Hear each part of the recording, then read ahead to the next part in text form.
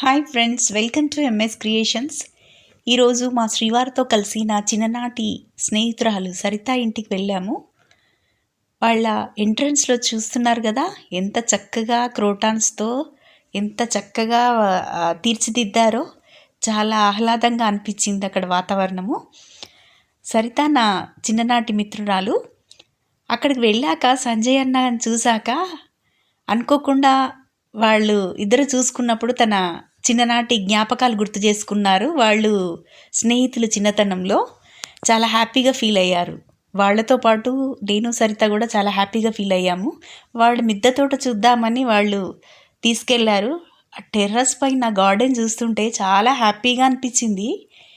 మొక్కలు ఒకదాన్ని మించి ఒకటి ఉన్నాయి. అన్ని రకాల మొక్కలు, మల్లెలు చూస్తున్నారు కదా, మల్లెలు ఎంత చక్కగా గుత్తులు గుత్తులుగా మల్లెలు పూసాయో.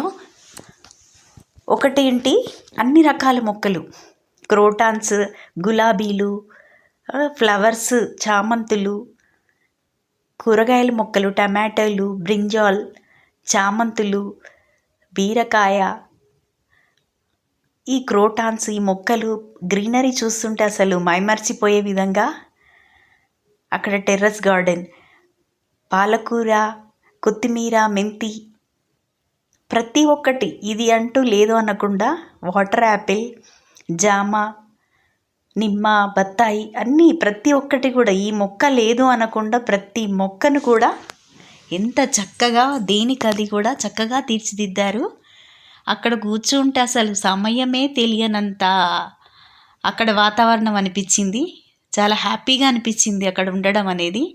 చూస్తున్నారు కదా, ఒక్కదాన్ని మించి ఒకటి ఆ స్థలంలో ఆ కేటాయింపు చూడండి. గులాబీలు, చామంతులు, మందారాలు ఒకదాన్ని మించి ఒకటి, కనకాంబరాలు, ఫ్లవర్స్ అయితే డిఫరెంట్ రకాల ఫ్లవర్స్, రోజెస్ కానివ్వండి, చామంతులు చూస్తున్నారు కదా, వాటర్ యాపిల్, ఇంకా ఇవి చూడండి ఎంత చక్కగా ఉన్నాయి. ఇవి ఒకటిని మించి ఒకటి చూస్తుంటే చాలా హ్యాపీగా ఫీలింగ్ కలిగింది.